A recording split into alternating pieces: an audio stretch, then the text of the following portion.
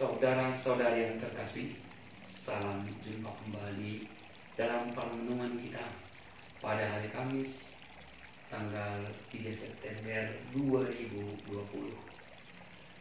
Pada hari ini gereja memperingati peringatan wajib Santo Gregorius Agung, Paus dan Pujangga Gereja. Bacaan pertama diambil dari surat pertama Rasul Paulus kepada jemaat di Korintus bab 3 ayat 18 sampai 23. Injil Lukas bab 5 ayat 1 sampai 11. Gregorius lahir pada tahun 540 di Roma. Meski pada masa kecilnya terjadi kekacauan di kota Roma, tapi ia masih dapat menjalani pendidikan yang cukup baik. Ia sangat pintar dalam pelajaran tata bahasa, retorika, dan dialektika. Karena posisinya di antara keluarga bangsawan sangat menonjol, Gregorius dengan mudah terlibat dalam kehidupan sosial kemasyarakatan. Pada usia yang ke-33 tahun, ia menjadi prefek kota Roma, suatu kedudukan tinggi dan terhormat dalam dunia politik Roma saat itu. Namun Tuhan menghendaki Gregorius berkarya di ladang anggurnya. Gregorius meletakkan semua jabatan politiknya dan mengumumkan niatnya untuk menjalani kehidupan membiara. Ia menjual segala miliknya dan memanfaatkannya untuk membangun biara-biara. Di Sisilia ada 6 biara dibangunnya dan 1 di Roma. Di dalam biara itu ia menjalani kehidupan sebagai seorang rahib. Namun ia tak hanya berdoa dan berada di dalam biara. Ia juga giat di luar membantu orang miskin dan tertindas. Pada tahun 586, dia dipilih menjadi abbas di biara Santo Andreas di Roma. Di sana ia berjuang membebaskan para budak belian yang dijual di pasar-pasar kota Roma. Pada tahun 590, dia diangkat menjadi paus. Dengan terpilihnya ia sebagai paus, ia dengan penuh wibawa melaksanakan cita-citanya untuk membebaskan orang-orang miskin dan lemah, terutama budak-budak dari Inggris. Ia mengutus Santo Agustinus dan beberapa biarawan ke Inggris untuk mewartakan Injil di sana. Gregorius adalah paus pertama yang secara resmi mengumumkan dirinya sebagai kepala gereja Katolik sedunia. Ia memimpin gereja selama 14 tahun dan dikenal sebagai paus yang masyhur, negarawan, dan administrator ulung. Meski demikian, ia tetap rendah hati dan menyebut dirinya sebagai abdi para abdi Allah, Servus Servorum Dei. Julukan ini sampai sekarang tetap dipakai untuk jabatan paus di Roma. Paus Gregorius meninggal pada tahun 604. Dari riwayat hidup dan panggilan Santo Gregorius Agung ini, kita melihat bahwa begitu misterinya panggilan Tuhan terhadap umatnya. Dimanapun kita, siapapun kita, apapun pekerjaan kita, sama sekali tidak menjadi halangan bagi Tuhan untuk memanggil kita.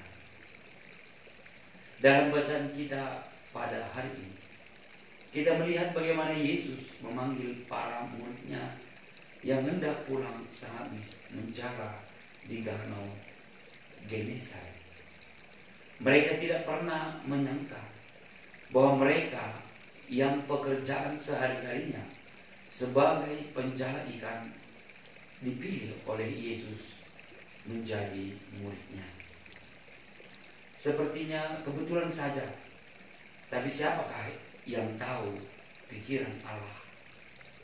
Allah yang memanggil kita tidak hanya dengan omongan saja, tapi Allah menunjukkan kuasa-Nya atas kita agar kita tidak ragu-ragu mengikuti Dia. Dia sungguh mau menunjukkan kepada kita, ketika kita bersama dengan Dia, tak ada yang namanya kesia-siaan, tidak ada yang namanya kesulitan, tidak ada yang mustahil. Bersama dengan Yesus, kita akan menemukan kepastian, dan kita akan menemukan yang terbaik bagi hidup kita. Simon, Yakobus, dan Yohanes yang sudah sepanjang malam bekerja menjala ikan tidak menangkap apa-apa. Sudah barang tentu mereka sangat lelah, dan pada saat mereka membersihkan jala, mereka malah disuruh oleh Yesus untuk bertolak ke tempat yang lebih dalam dan menebarkan jala. Ada niat Simon untuk menolak, tapi karena Yesus yang memberi perintah, ia dan teman-temannya melakukan seperti yang diperintahkan oleh Yesus. Perintah Yesus yang mereka dengar dan lakukan membawa sukacita bagi mereka dan para nelayan lainnya. Sukacita yang mereka alami membuat mereka seia sekata. Tidak ada yang merasa dirugikan. Mereka semua dapat bekerja sama.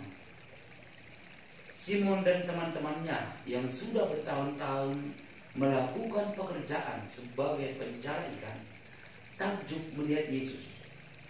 Mereka merasa diri mereka rendah dan kecil di hadapan Yesus.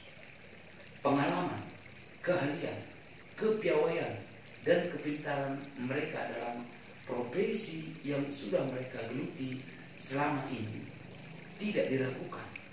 Namun rupanya para saudara dan saudari tidak juga menjadi jaminan bagi mereka untuk mendapat apa yang mereka harapkan. Simon tersungkur di hadapan Yesus dan berkata, "Tuhan, tinggalkanlah aku, karena aku ini orang berdosa." Mengapa kira-kira kata-kata ini dikatakan oleh Simon kepada Yesus? Mungkin karena Simon mau memuji Yesus dan mau mempermalukannya di hadapan orang banyak. Berdasarkan pengalaman dan keahliannya, Simon tahu benar bahwa di tempat yang dalam tidak ada ikan, dan itulah pekerjaan yang sia-sia. Mereka sudah pasti gagal, tapi di luar dugaannya, hasilnya melimpah dan tidak pernah mereka dapatkan hasil sedemikian banyaknya. Pada saat ia diperintahkan oleh Yesus, ia menyebut guru. Tapi setelah peristiwa ini, ia mengatakan, "Tuhan." Saudara-saudara yang terkasih, pengenalan Simon dan teman-temannya akan Yesus mengubah sikap hidup mereka. Mereka bukan lagi menjadi penjala ikan, tapi dipanggil oleh Yesus menjadi penjala manusia.